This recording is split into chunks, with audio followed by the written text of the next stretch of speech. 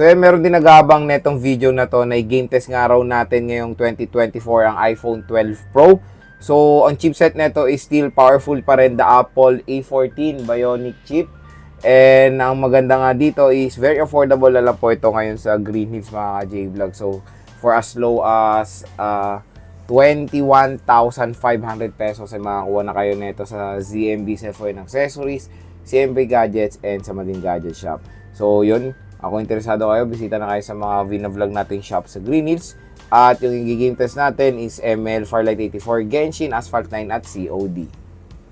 So first na lalaruin natin is Mobile Legends. Ang maganda dito mga ka-J-Vlog, naka-optimize ng chipset niya sa settings ng ML. So available ng ultra frame rate, ultra graphics, HD mode naka-on, outline naka-on, at shadow naka-on. And syempre naka-full download ng resources dito.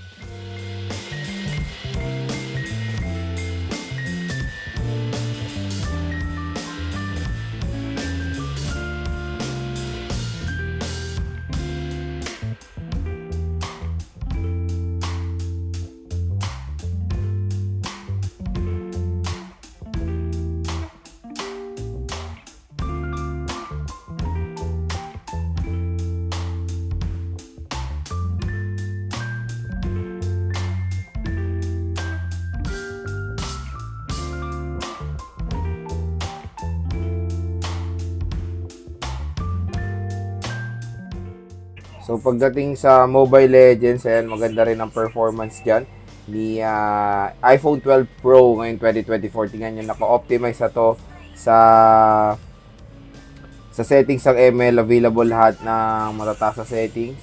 So napaganda ng performance ng Mobile Legends dito sa iPhone 12 Pro. Makakalaro po kayo ng super smooth hanggang ngayong 2024. So ganyan po ka-powerful ang Apple A14 Bionic chip. Next naman is Farlight 84. So set natin yung settings niya. Frame rate extreme, graphics extreme, frame rate high.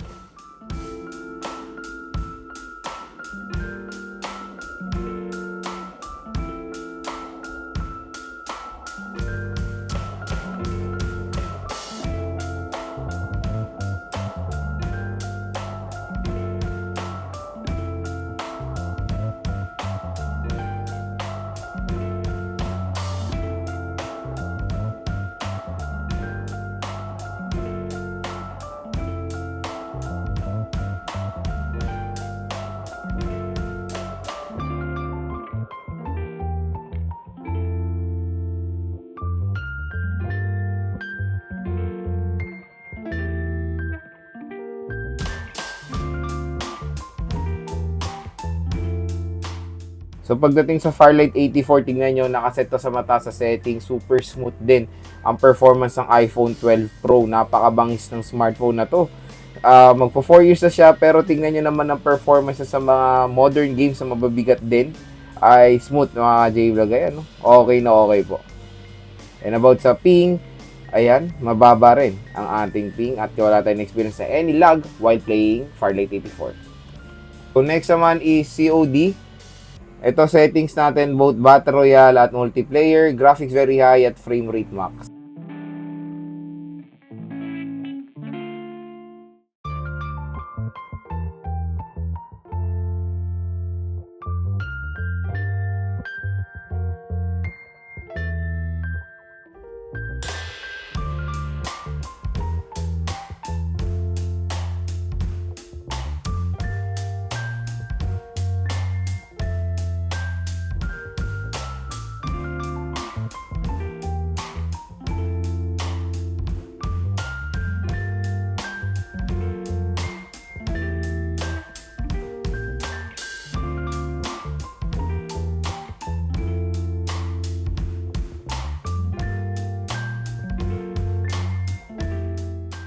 So yan, pagdating sa COD Battle Royale, super smooth din ang performance nito ng iPhone 12 Pro.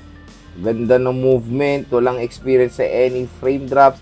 So far, naka-charge pa ako Partida, nagcha-charge pa ako niyan. Kasi lowbat nung nag-game test ako Pero, yun.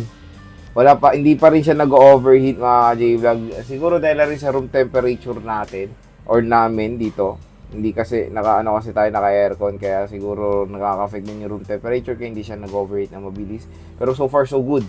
Napakaganda pa rin ang performance sa iPhone 12 Pro sa COD Battle Royale.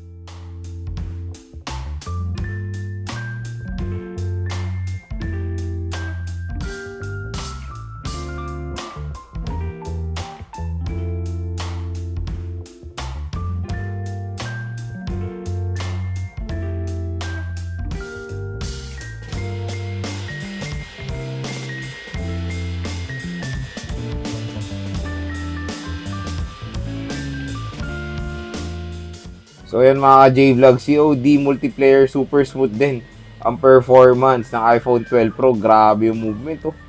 Nakakalaro kayo na mabuti, walang hassle.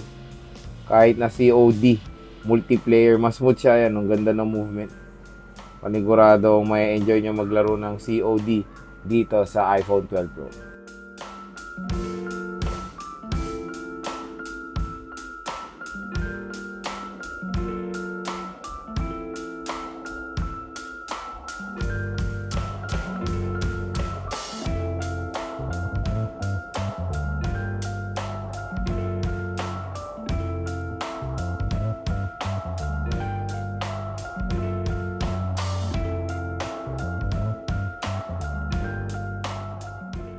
So pagdating sa Asphalt 9 mga J-Vlog, napaganda rin ang performance dyan ni iPhone 12 Pro. Super playable, ang smooth, yung graphics very detailed, wala tayong experience sa any problems while playing Asphalt 9 dito sa smartphone na to. So next naman is Genshin Impact. So syempre set muna natin siya sa pinakamataas sa settings. Tingnan natin kung makakaya pa yan ni iPhone 12 Pro. Huwag natin maliitin ang Apple A14 Bionic chip. Graphics high, motion blur low. Try natin. Okay. Eye settings. Let's go. Tingnan nyo naman. Meron tayong konting hiccup doon. Frame drop pero wow. Kayang-kaya mga J-Vlog na naka-on ang motion blur. Solid performance. So try natin maghanap ng kalaban. Lupit ng iPhone 12 Pro still hanggang ngayong 2024. Kayang-kaya pa rin ang Genshin mga J-Vlog. Ganda ng graphics. So sinet nyo sa high, very detailed. Makifeel nyo talaga yung pagka 60 FPS nya. So grabe.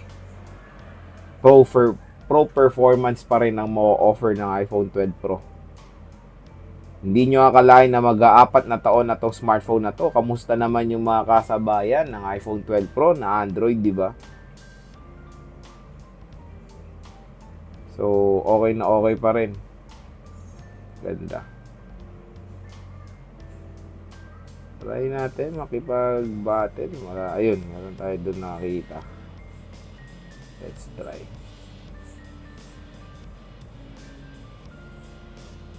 May mga slight frame drops lang pero manageable siya mga J-Vlog. Diba? Ganda. So, kung nag-iisip kayo maglaro ng Genshin, ayan. Okay na okay po, i-suggest din ng iPhone 12 Pro sa inyo. Playable po siya sa mataas sa settings, sa naka-on ng motion. So, ayan mga J-Vlog, nakita nyo na ang gaming performance ng iPhone 12 Pro ngayong 2024. Grabe. Namangha pa rin ako sa performance itong smartphone na to. So, naglaro tayo yan, medyo naging warm na yung smartphone. Pero maganda doon, hindi naman siya yung sobrang nag-overheat at nagkakos ng auto-dim. So, pag nag-overheat kasi ang iPhone nyo, nag-auto-dim yan ng kusa na hindi nyo pwedeng i-adjust. So, hintayin nyo mag-cooldown at babalik yung brightness level niyan. Pero yon pag nag-overheat na malala yung iPhone, doon na po nagkakos yan ng mga malalang frame drops. Pero so far, so good naman yung 12 Pro natin while testing different kinds of games dito sa iPhone 12 Pro. And nakakagulat, lahat po ng tinest natin ay maganda po ang performance na mga offer ng iPhone 12 Pro. Kayang-kaya niyang i-handle sa high settings. So yan na maganda kasi pag Apple chipset. So kahit na sobrang tagal na, ay sobra pa rin ang performance na mabibigay niya. So yon, kayang-kaya niya pa rin makipagsabayan sa mga malalakas na 5G smartphones ngayon. Ganito kalakas ang iPhone 12 Pro and yung presyo niya isa sa mid-range segment na So, 21,000 pesos ang kanyang force loss, 21,500 pesos, 128 GB makakuha na kayo nito sa GH. So, 128 is okay naman yan for gaming, pero kung may extra budget kayo, go for the 256 dahil konti lang naman ang kanyang price difference. And ito palang tinest natin is 128 GB. Ito, to be honest, ang magiging kalaban nyo lang dito sa iPhone 12 Pro while playing games, or yun nga, kung gaming ang focus nyo, is battery. Maliit lang po ang battery nito, nasa 2,800 plus milliampere lang. Expect nyo na pag maglalaro kayo dito, hours lang po ang itatagal ng battery ng inyong iPhone 12 Pro. Expect nyo na yan. Pag maglalaro kayo dito, lalo na pag naka-settings, mabilis po talaga siya malobat. Yun lang naman po yung main nakalaban nyo dito sa iPhone 12 Pro pag maglalaro. Pero other specs naman ay napakalupit at mabangis po ito for gaming. So yes, okay na okay pa rin. I-recommend ng iPhone 12 Pro sa inyo pag maglalaro kayo. Kung gaming din ang focus nyo ngayon 2024, kung naghanap kayo ng isang affordable iPhone, or kung naghanap kayo ng isang sulit na iPhone na pwede pang gaming. So, yun, kung saan pa ba tayo bibili nito, wala na iba kundi sa mga nire-recommend nating shop sa Green Hills kay Ate Mayet, Ate Annette, and of course, Malin Gadget Shop. Second floor, Green Hills, San Juan City. Sabihin nyo lang po, napanood nyo sa vlog, automatic po na 500 pesos cash discount. I-check nyo na rin po yung mga link ng pages sila sa description box.